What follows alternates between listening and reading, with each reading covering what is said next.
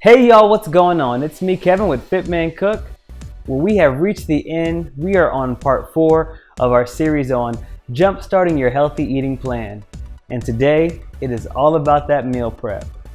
So for the past 2 years, I've been sharing a lot of my meal prep recipes and ideas on my Instagram, on Facebook, on YouTube, and even platforms like bodybuilding.com. Now, I'm not going to recreate those recipes for you all today. I'm going to leave those out there in social, and I do encourage you all to check out those resources because I think that they can give you some good ideas and inspiration for your own meal prep. Instead, I'm going to answer some of your commonly asked questions to me when it comes to food storage and food reheating, what to do whenever you make too much quinoa, how to step up your chicken game, how do you spend less time in the kitchen, and if you're a beginner, what in the world is meal prep and why should I care? We have a lot of information to cover today, so be sure that you check out fitmencook.com to get a lot of the information that will be covered in this video. Para los hablantes de español, ustedes pueden conseguir toda la info que voy a compartir en mi página web fitmencook.com. Toda la info está disponible en castellano. Como siempre, muchísimas gracias por todo el apoyo. Now, if you got your notepad ready, then let's get started. First, let's go back to basics. What is meal prep? Meal prep is prepping some or all of your meals in advance. Think of meal prep like your own personal TV or frozen dinners that you would purchase from the store, but instead of purchasing them, you're gonna make them yourself with real, unprocessed ingredients. Why is meal prep important? One common pitfall is reaching for unhealthy items when we don't have healthier alternatives readily available. So when we have food prepped and ready to go, we are less likely to go ahead and reach for those foods and snacks that will derail us from our healthy eating goals. That was especially true for me after exercise. I mean, after working out, the only thing on my mind was ransacking the nearest burger joint to get a greasy burger, some fries, a milkshake, apple pie, and then a Diet Coke. But all that changed for me when I began to meal prep. As I expressed in part 2 of this series, beginners should start with prepping about 2 or 3 meals, maybe 2 meals and 1 snack. And I would pick meals that are your trigger meals. And your trigger meals are those meals where you are most susceptible to eat something unhealthy or eat something that is not aligned with your overall goals. If you are advanced in your journey, you can definitely prep all of your meals at one time, but just remember the importance of variety. Me personally, I like to prep twice a week so I can change up my diet midweek and toss in some variety so I won't go crazy eating the exact same thing for 7 days straight. I get a lot of questions and emails from people who have families and they're looking to cook food in bulk for the entire week. And the most common meal that I get questions about is dinner. So here's my advice to you all. First off, don't cook just one dinner meal and give that to your family for 7 days straight. I think they would boycott and get up from the table and go down the street to the nearest pizza joint, and we don't want that happening, okay? So my advice to you is to prep at least 2 dinner meals. You would prep them on the first one on a Monday or Sunday, and your family would enjoy that through Wednesday or Thursday. And then you prep the second meal on that Wednesday or Thursday, and they would enjoy that through the weekend, which gives you ample time to be able to find another recipe, find 2 other recipes or 3 recipes for you to make the following week. Next topic is storage and reheating. When prepping for the week, the max that I'll prep in advance is 5 days worth. And what I'll do with that is I'll keep 2 to 3 days worth in the fridge, and then the rest I will keep in the freezer. And when we talk about maximizing freshness, that is largely influenced by several factors, 2 of them being the temperature of your fridge and freezer, and the other one being the types of containers you are using. Now, when we talk about your refrigerator, the temperature there should be at least 40 degrees Fahrenheit or below, and your freezer should be at least 0 degrees Fahrenheit or below. If you are preparing hot meals for your lunch, like we all tend to do, allow that meal that you have just prepared to cool down a bit before you add it to your containers. Oftentimes when it is hot and you put the lid on, if you've got things in there like, I don't know, crisp veggies that you want to remain firm, the steam from the hot food will continue to cook whatever in there, and so your veggies can come out a little bit softer and soggy. So allow your meal first to cool down a bit and then add it to your containers. After that, you would put it into the fridge or the freezer. But do this all within 1 to 2 hours after preparing that meal. I highly recommend that you invest in some glass containers for your food storage. Now, I do understand that those are a bit more expensive, but I think that it is a sound investment for you for several reasons. First off, it's clear, so when you put it in the fridge, you can see exactly what's in it, which is pretty important. If you forget to take something out and it becomes a science project, you can see right clearly that, okay, this food is not suitable for us to eat right now, let's go ahead and toss it. Plus, glass containers can be used in most microwaves. If you are going to freeze your meals, which I highly recommend if you are prepping more than 3 days worth of food, then make sure that your containers are airtight. Now, I can't stress this enough. It is super important because let me tell you, there is nothing worse than biting into food that has been freezer burned. When we want to store food in the refrigerator, we should understand some of the general food storage times. So when we look at things like cooked meat or cooked poultry, those things generally last about 3 to 4 days in the refrigerator. Cooked fish, I would say about 2 to 3 days when it's cooked, but all those things can last in the freezer for between 2 to 6 months. Things like cooked ground meat or patties, those things can last the same about 3 to 4 days in the fridge, and about 1 to 4 months in the freezer, depending on the meal. When we talk about things like salads, not just the plain mixed green salads with a whole bunch of assorted veggies, but also salads that have some type of low-fat mayonnaise base or a Greek yogurt base, like egg salad or chicken salad or tuna salad. Those things can last in the fridge for about 3 to 5 days, but they do not freeze well. Since your meals are frozen, now you've got to defrost them. Now, I recommend that you defrost your meals in the refrigerator the night before you're going to eat them. Now, I know it takes much longer to go ahead and do this, but I just think it's the best and the safest way to go about it. Now, a lot of people like to use a microwave, and the microwave is okay, but if you've got one of those funky microwaves that doesn't have one of those defrost features on there, then what happens is the microwave can heat up really quickly, and some parts of your meal are really hot and some parts are really cold. So in order to make everything level, you have to end up almost overcooking your meal to make sure that all of it has been cooked to a high enough degree to make sure that there is no bacteria on it, and just to make sure that it is all cooked and warm for you. Now, I know there are a lot of questions out there and debate about, is the microwave healthy? Is it safe or not? So first, let's back up and let me give you a quick overview of what the microwave is and what it does to our food. So what are microwaves? Microwaves are a form of electromagnetic radiation, which basically means that they are waves of electric and magnetic energy moving together through space, okay?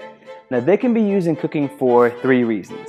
The first reason is microwaves are reflected by the metal inside of the physical microwave. The second reason is microwaves can easily pass through surfaces like glass and plastic, ceramic, and other containers that we basically put our food in. They can just pass right through those things. And the third reason is microwaves are absorbed by the food. So how does it work? So once the microwaves pass through the container and they hit the food, they cause the water molecules and fat and sugar molecules in the food to get excited, and they begin to vibrate like this. Okay, but much faster than that, all right? Like really, really fast. And that vibration produces heat, and the heat cooks the food. A common misconception is that people think that microwaves cook food from the inside out. No, that's not true. That's kind of like what ovens can do. The microwaves cook food from the outside in, because the microwaves are hitting the outside of the food, and the outside of the food has to get hot enough to cook the inside of the food. Which is why if you've ever heated up something like soup or lasagna, the outside of it is like piping hot, but if you stick your finger right in the middle of it, it is ice cold. So that's why they always encourage you to stir up your food as you're reheating it in the microwave, because the microwave can only heat food from the outside in. It doesn't do very well when things are really thick. Now, understanding all that, don't worry. I'm not gonna tell you that your food is radioactive and you gotta be careful because you may turn into some X-Men figure, which would be cool, by the way. No, I just want to lay the framework for some of the current debate.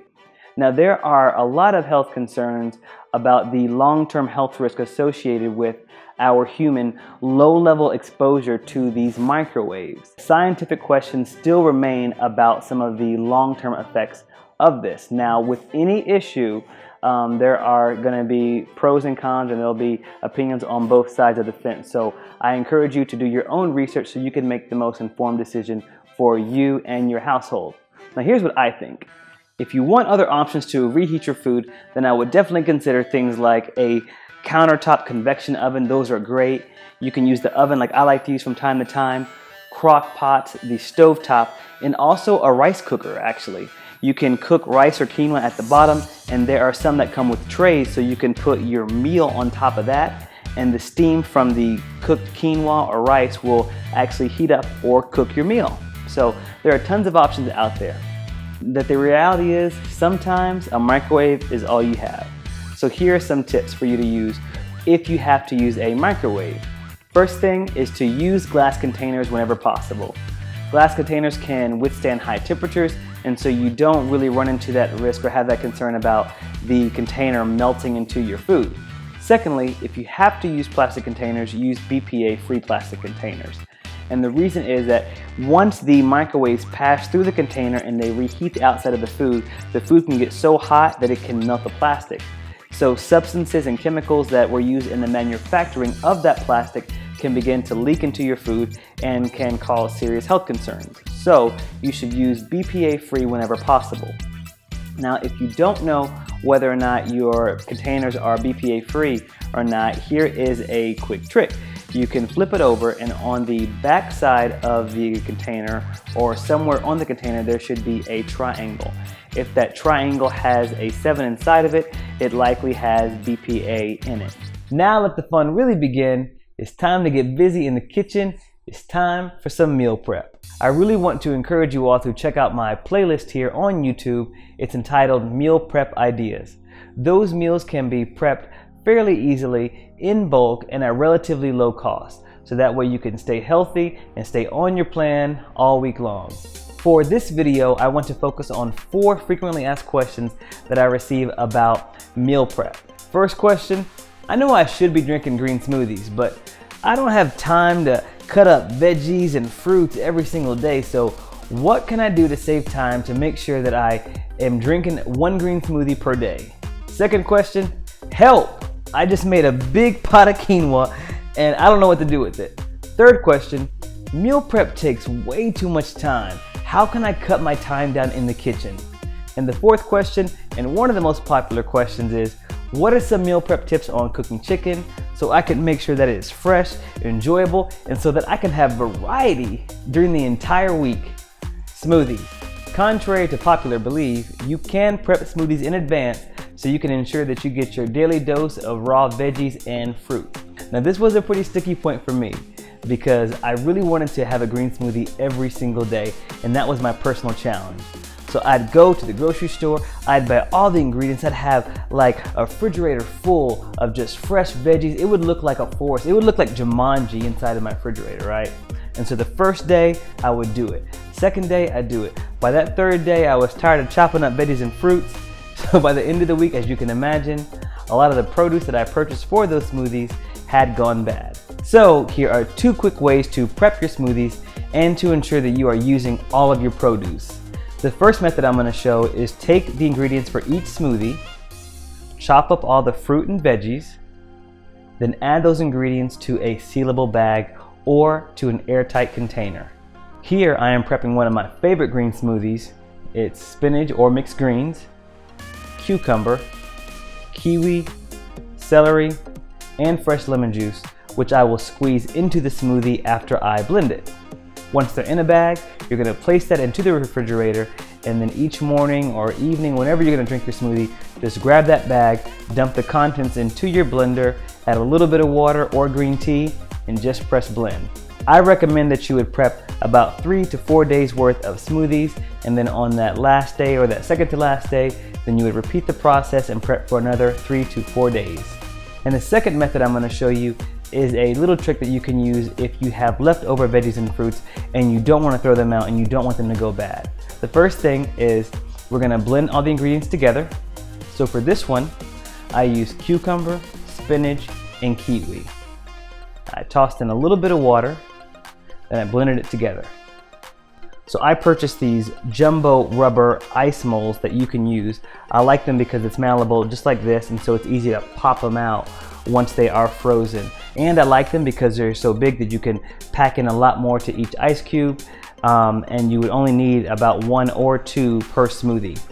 And for the second one, I use raspberries, strawberries, banana, and beets. So we're gonna store these in the freezer, and then whenever we're ready to make another smoothie and we don't want to add ice because we're scared it's going to water down the smoothie, just pop in one of these bad boys and you will be good to go. And now for multitasking. One of the most common pitfalls I've found when people approach meal prep is they tend to cook everything individually. So you got to learn how to cook multiple things at once. Starches and hearty vegetables are a great place to start because you can bake and roast those in the oven alongside a protein source. So I'm going to share with you a quick recipe for roasted veggies that you can cook alongside your protein so you can cut down your time in the kitchen. First, let's set our oven to 420 degrees. Then chop up your veggies. I have sweet potato, purple fingerling potatoes, red potatoes, carrots, and broccoli. Place these into a large bowl. In a smaller bowl, let's mix together safflower oil or olive oil, fresh rosemary, garlic, fresh lemon juice, and oregano. Now we're going to pour this over the chopped vegetables and stir it up really well. Then dump all the contents out onto a baking sheet. So we're going to toss this bad boy in the oven for about 30 minutes. And the cool thing about this recipe and this idea again is that you can bake this alongside other things. And the finished product, well, here it is. Colorful, roasted, savory vegetables that you can add to your meal prep. Quinoa, probably one of the most beloved and frustrating grains to cook with and to eat because it is so bland. But let's face it, our muscles and our bodies just love the stuff. So here are 2 quick hacks to quinoa, 1 sweet and 1 salty. The first one is a delicious breakfast quinoa. I guarantee when you try this out and you follow my directions here, you will never look at quinoa the same, and this will be your choice of breakfast from now on. So the first thing is you're going to cook your quinoa according to the instructions. I added some naturally dried cranberries and some naturally dried cherries, and these are going to serve as our form of sugar for this dish. Then I tossed in nuts like some walnuts, then seeds like pumpkin or pepitas, and then finally some cinnamon. We're going to mix this together very well. Each morning you're going to get up, scoop out roughly 1 cup, pour that into a bowl, and toss that into the microwave for no more than 1 minute. Once it's nice and warm, we're going to pour in some chilled coconut milk or almond milk. It is a delicious dish. It's packed with healthy fats, with natural sugars, and some complex carbs, so it's truly a great energizing dish. The second recipe is a lunchtime Mediterranean-inspired quinoa dish.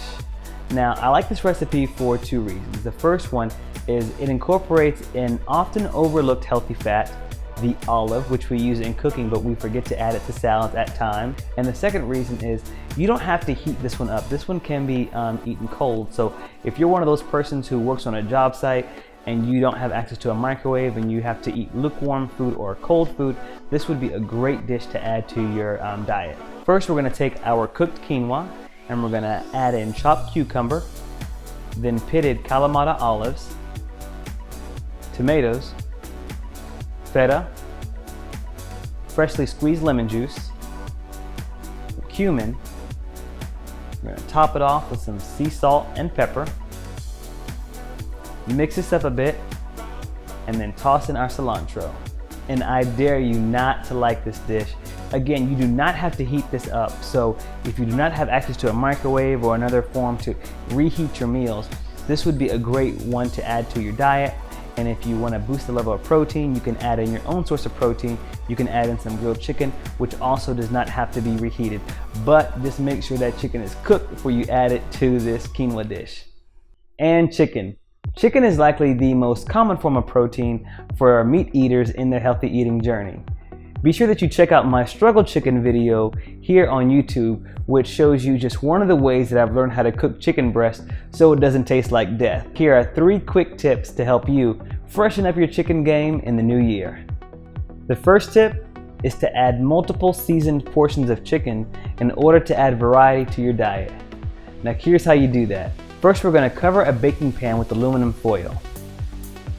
Once that's finished, make 3 columns in the pan. So we're going to take another piece of aluminum foil, fold it over to create a divider. Place this divider inside the pan, mash it down so that it is set in place.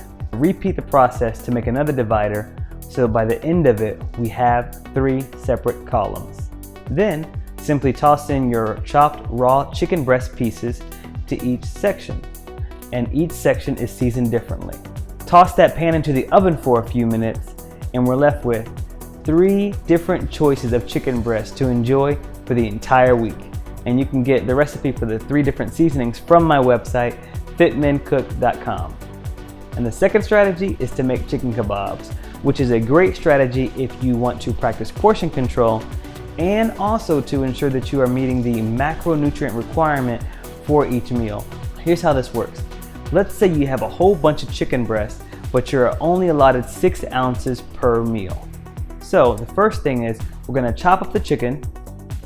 Then we're going to use our measuring scale to accurately measure out 6 ounces of raw chicken.